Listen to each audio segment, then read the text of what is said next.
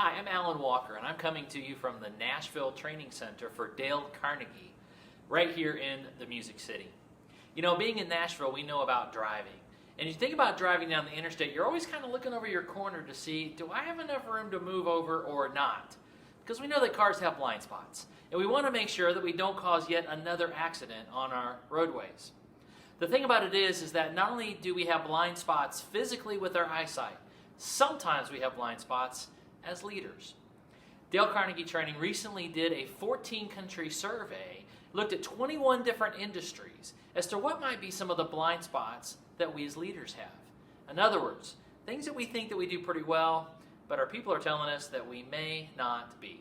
We found that there are 4. The first one is giving honest and sincere appreciation. I think most of us as leaders knows that's important, but may do it far less than we realize that our employees need, want, or deserve. Because it's not just saying thanks. That's using good manners like we do in the South. Sincere appreciation is about identifying a specific attribute that employee utilizes and the behaviors that go with it. The second blind spot that we often have as leaders is admitting when we're wrong. Daniel Coyle had a book called The Culture Code where he identified that for successful cultures, the one thing leaders can do is admit that they don't have all the answers. There certainly is a model out there that as leaders we need to know what we're about and have credibility. That's true. The reality is often we will increase our credibility when we realize that we just don't have all the answers. The third one is to listen and trust and respect our team members. David Thoreau once said that the greatest compliment anyone can give him is to ask for his opinion and attend to his answer. As leaders, are we always attending to the answer of the questions that we're asking?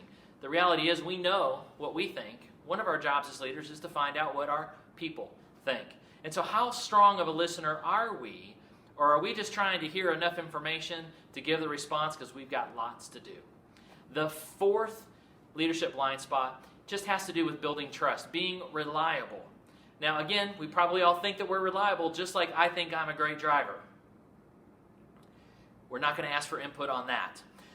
But the reliability that we're looking for is the externally reliable. In other words, do we mimic the behaviors that we're asking our people? And is that congruent with what they expect of us?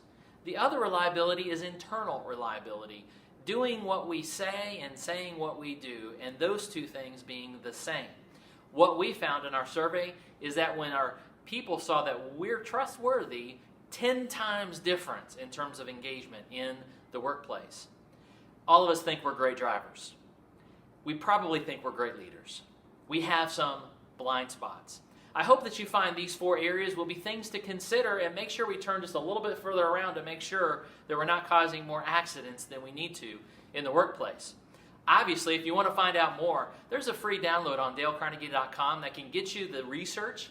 And in Nashville and in Knoxville and Chattanooga, we'll be having a workshop to go deeper into these 4 areas. We certainly would love for you to come.